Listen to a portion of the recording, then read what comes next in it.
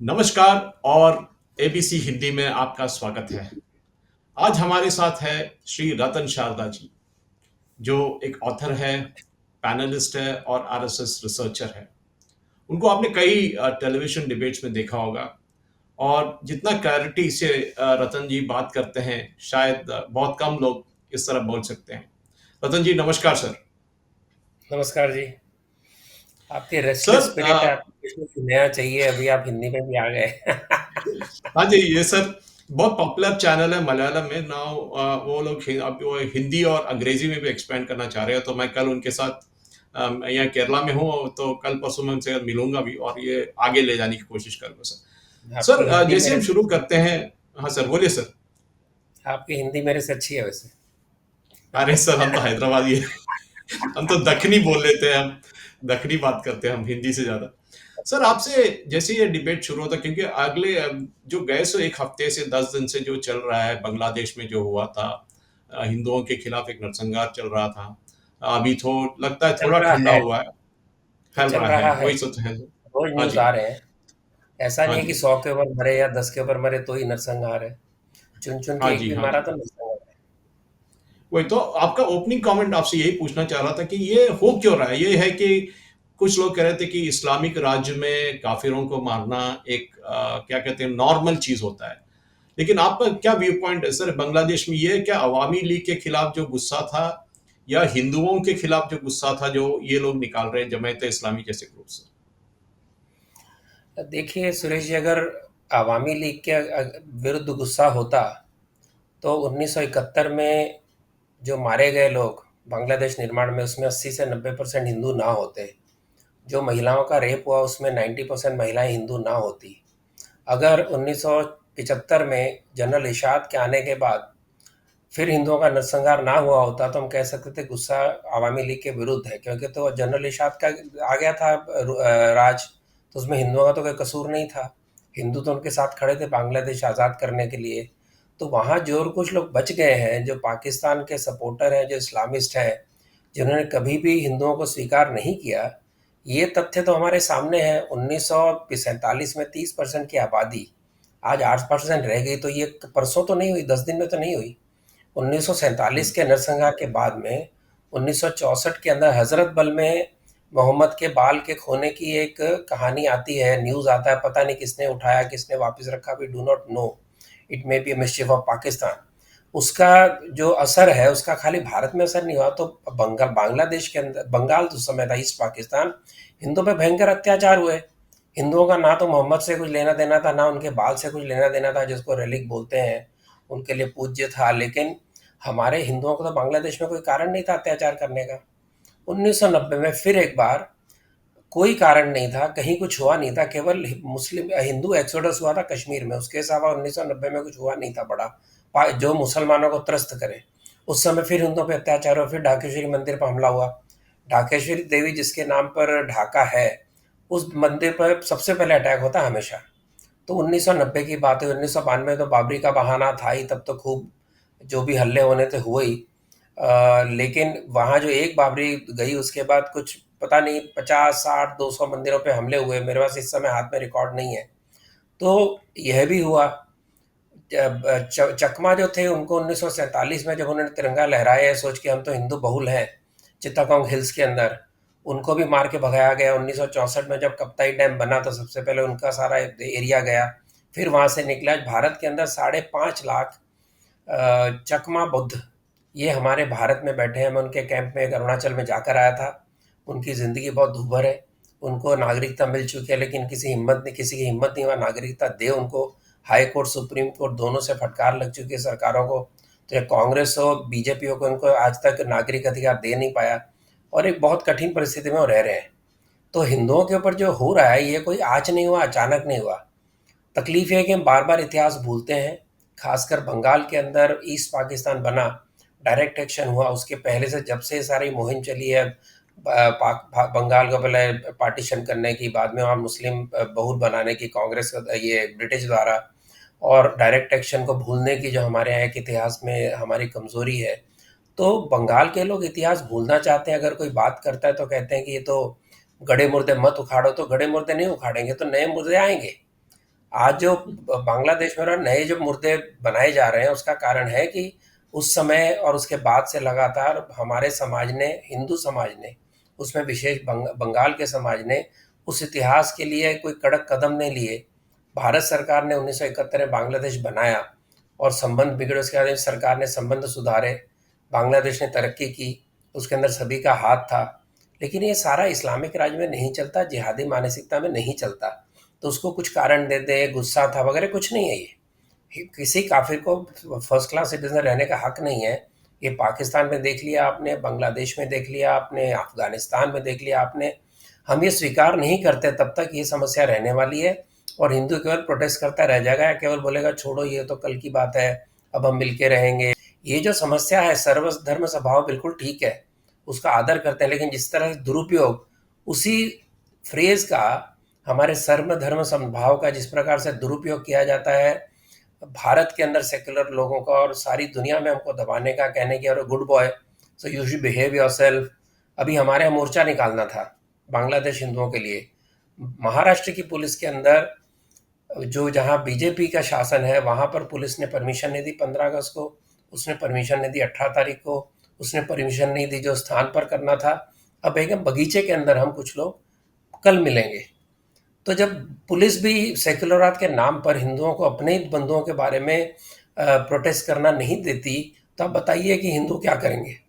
तो हम बहाने ढूंढेंगे कि नहीं हमने उकसाया था, ये तो भले लोग थे। जो लड़की उनके साथ खड़ी थी और सॉरी, जो उनके लड़की और लड़के खड़े थे बांग्लादेश के, ये जब कॉलेज विद्यार्थियों से शुरू हुआ था ये आंदोलन, उन्हीं के घर पर हमले हुए।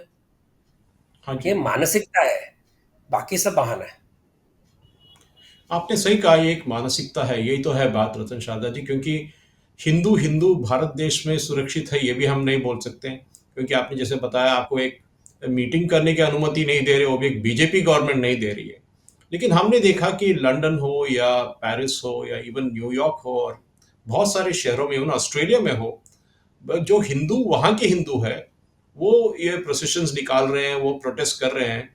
क्या आपको लगता है कि एक जागरूकता होगी हिंदुओं में कि अगर हम एकजुट होकर नहीं रहेंगे तो जो बांग्लादेश में हुआ कल हमारे साथ जहां हम रह रहे वहां भी हो सकता है? ये क्या एक अवेकनिंग आया है हिंदुओं में?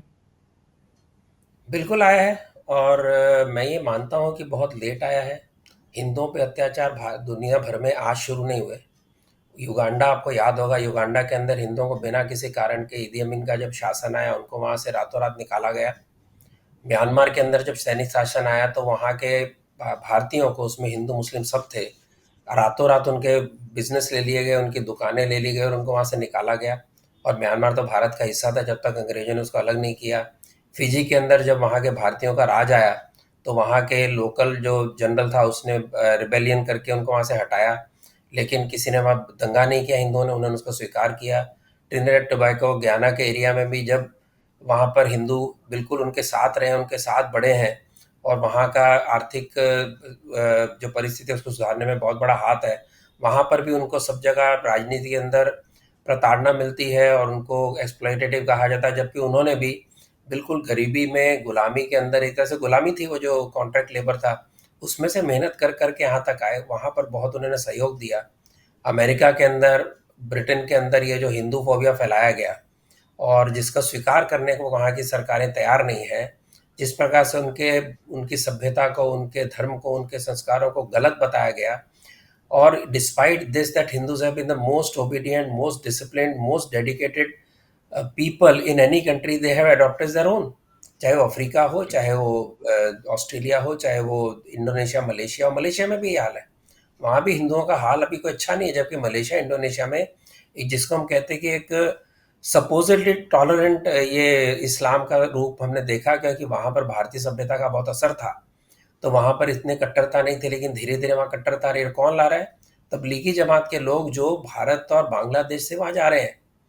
तो यह जो आंखें मूंद लेना कि हम तो अच्छे बच्चे हैं और वहाँ पर अपने प्रोटेस्ट नहीं करना, और जब प्रोटेस्ट किया तो वहाँ के एकेडमी ने स्वीकार नहीं किया। Hindu education system, Hindu religion की जो ट्रेनिंग है वहाँ के स्कूलों में, जो अमेरिका में भयंकर है। यानी कोई भी हिंदू बच्चा सोचेगा मैं हिंदू क्यों हूँ, इस प्रकार का वहाँ का वातावरण है। बार बार अपने लोग प्रोटेस्ट कर रहे हैं। और मुझे लगता है कि सारे दुनिया में इसकी एक जागृति हुई है। और जो गोरा केवल हिंदुओं को उसी दृष्टि से देखता था जो अंग्रेजों ने सिखाया था, जो एकेडमिक्स आज भी सिखा रहे हैं, उससे उस वहाँ के यूरोप और अमेरिका के भी वहाँ के लोकल जो गोरे हैं, उनके अंदर भी जागृति है। आप देखेंगे पहली बार वहाँ के कई गोरे पॉलिटिशियन यूरोप के, यूके के, अमेरिका के हमारे फेवर में बोल रहे हैं। तो एक बड़ा बदलाव है और हिंदुओं को ध्यान में आया कि हम कहीं भी हैं, हम कितना भी अच्छा रहें, हम हिंदू होने के कारण हमारी प्रताड़ना होगी। ये ध्यान में आया है और ये बहुत अच्छी जागृति है। और हमारे भारत के भी हिंदू जो फ्रीबी के नाम पर 1000 महीने में मिलेगा या फ्री पास मिलेगा, फ्री सब कुछ मिलेगा, वो भी देश है। उनकी दशा कर्नाटक में क्या, उनकी दशा बंगाल में क्या है। तो जागृति है और मुझे लगता है इस प्रकार के झूठे जो एक लालच दिए जाते हैं, उसके विरुद्ध हिंदू के मन में एक स्पष्टता आने लगी है जो अब तक नहीं आई थी। सर, हमने और एक बात देखा था, मोहम्मद यूनिस जो वहाँ के चीफ एडवाइज़र कहा जाता है, उनको कोई नाम अलग-अलग नाम से बुलाया जाता है। वो प्रधानमंत्री मोदी जी को बताया कि वो दंगों को रोकने की कोशिश कर रहे हैं, वो एक मंदिर गए थे परसों। लेकिन आपको लगता है कि जो इनके हाथ में तो कुछ अधिकार है ही नहीं, वहाँ तो पूरा फ़ौज, उनके जो आर्मी वो चलाते हैं और जमात इस्लामी चलाते हैं। क्या आपको लगता है कि ये जो नरसंहार चल रहा है, ये रुकेगी या ऐसे ही चलते रहेगी थोड़े दिन के लिए या महीनों के लिए? देखिए, ये मोहम्मद यूनुस एक मुखौटा है वहाँ के सैनिक शासन का, वहाँ के जमात इस्लामी के ग्रुप्स का। बहुत अच्छा खेल खेला है उन्होंने। अब इनका मोहम्मद यूनुस का इमरान खान या भुट्टो कब बनता है, ये तो आने वाला समय बताएगा। लेकिन वो फ़िक्र है, उनके मन में अच्छी इच्छा है, वो चाहते हैं कि सुधार करें, वो चाहते हैं कि समाज में ये जो दंगे रुकें और सबको अपना मानते हैं। वो इंटरनेशनल सिटीज़न है, केवल बांग्लादेश के नहीं हैं। लेकिन मुझे नहीं लगता कि उनके हाथ में बहुत कुछ है। उनके आँख के नीचे से अवामी लीग के मिनिस्टर को उठाया जाता है, उसको जेल में डाला जाता है, एक जनरल को उठा के जेल में डाला जाता है, मतलब पावरलेस है। Well meaning powerless person, a good brand for Bangladesh to show to the world. उसके अलावा मैं नहीं मानता कि उनके जो भी अच्छे इंटेंशन है, उन्होंने अब तक जो किया, उनके विरुद्ध जो भी आरोप थे उनको छोड़िए। लेकिन जो उन्होंने एक आर्थिक जगत में एक अपने नए विषय रखे और जिसको दुनिया में स्वीकारता मिली, इसको मानना पड़ेगा। और उन्होंने राजनीति में आने का प्रयत्न भी किया था, आज आए हैं। लेकिन क्या वो इस प्रकार के जिहादी तत्वों से बच पाएँगे और बांग्लादेश को बचा पाएँगे? इसमें मुझे बहुत शंका है। हसीना जी बहुत ही पावरफुल प्राइम मिनिस्टर थी। उन्होंने जिस प्रकार से वहाँ के जिहादी तत्वों को दबा के रखा था, जिसको आज ये कह रहे हैं कि डेमोक्रेटिक ऑपरेशन था। अब आप देखिएगा क्या डेमोक्रेसी बचती है बांग्लादेश में। क्योंकि अगर टेररिस्ट को मारना, फांसी देना और टेररिस्टों को कंट्रोल करना ये ऑपरेशन है, तो ऑपरेशन भारत में भी ज़रूरी है, ऑपरेशन हर जगह तो ज़रूरी है। जिस प्रकार के सऊदी अरेबिया में जो कि जनक है सलाफिस्ट मूवमेंट का, उसको अब जो खतरा दिख रहा है इस्लामिस्ट तत्वों से, जिस प्रकार से वो दबा रहा है, अगर वो दबाना अनडेमोक्रेटिक है तो वेलकम है। क्योंकि जब ये जिहादी आएंगे तो डेमोक्रेसी का तो दूर दूर तक पता भी नहीं चलेगा, डी भी नहीं दिखेगा, वाई भी नहीं दिखेगा। तो इसलिए ये जो अफवाह जो इस प्रकार के गुडविल मिशन पे चले हैं हमारे लिबरल, लेफ्टिस्ट, इलिबरल जो सारे लोग चले हैं, अगर वो जाएंगे ढाका में तो अगली बार उनका क्या होगा ये भी पता नहीं चलेगा, अगर वो स्पष्ट बात करेंगे तो। अनफॉर्चुनेटली हाँ जी। nobody wants to name the elephant in the room. No, I would not say even elephant, a serpent in the room. That is the problem. People may be good, but ideology is not good, and the ideology is being pushed by this Jamaat Islami people. ये तो बहुत सालों से दिख ही रहा था कि जब तक हसीना है तब तक बांग्लादेश सुरक्षित है। अभी आप देखिएगा इनका सारा जो हमारे इकोनॉमिस्ट हमको सिखाते थे कि बांग्लादेश हमसे अच्छा इकोनॉमी में, और हसीना ने जिस प्रकार से पर कैपिटा इनकम बढ़ाई है, भारत उससे पीछे रह जाएगा। मैं चाहता हूँ हम पीछे रहें और आगे रहें, लेकिन आने वाला समय बताएगा कि बांग्लादेश कैसे फिर से गरीबी के कगार में वो और अंधेरे में जाएगा, क्योंकि मोहम्मद यूनूस कुछ कर नहीं पाएंगे। और यह जो खतरा है वहाँ का शांति का, ये बहुत जेन्युइन है। और हिंदुओं का जो क्रोध है वो भी जेन्युइन है। और जो हम बाहर से उनके लिए बोल रहे हैं वो भी बहुत आवश्यक है। और जो कुछ बंगाल में हो रहा है वो भी बांग्लादेश से कुछ अलग नहीं है, थोड़ा स्वरूप अलग है कि सरकार तथाकथित हमारी सरकार है, भारत की सरकार, पार्टी की सरकार है। लेकिन 1921 से लेकर खासकर आप देखेंगे तो चल रहा है, वो जिस प्रकार से ऑपरेशन है वो हम देख ही रहे हैं। और जिस प्रकार से इस प्रकार के अत्याचार को मजाक में उड़ाया जाता है वो भी हम देख ही रहे हैं। ऐसा प्रदेश जहाँ पर मुख्यमंत्री, हेल्थ मिनिस्टर और कानून मंत्री खुद के अगेंस्ट प्रोटेस्ट करता है, ऐसा रेयर, ऐसा जो चित्र है कभी देखना नहीं लगा। यहीं पर मिला था जब अजॉय कम्युनिस्टों के साथ बनी थी और वो हेल्पलेस चीफ मिनिस्टर थे, वो खुद खुद धरने पर बैठे थे। लेकिन कम से कम उनके सामने उनके कोलिशन पार्टनर थे जिनके विरुद्ध वो बैठे थे। यहाँ तो संपूर्ण साम्राज्य चलाने वाली जो मलिका है, वो अपने आप के विरुद्ध अगर डेमोस्ट्रेशन कर रही हैं, समझ सकते हैं कि किस प्रकार के नाटक हमारे देश में और किस प्रकार के नाटक बांग्लादेश में है, और ये हमें पहचानना पड़ेगा।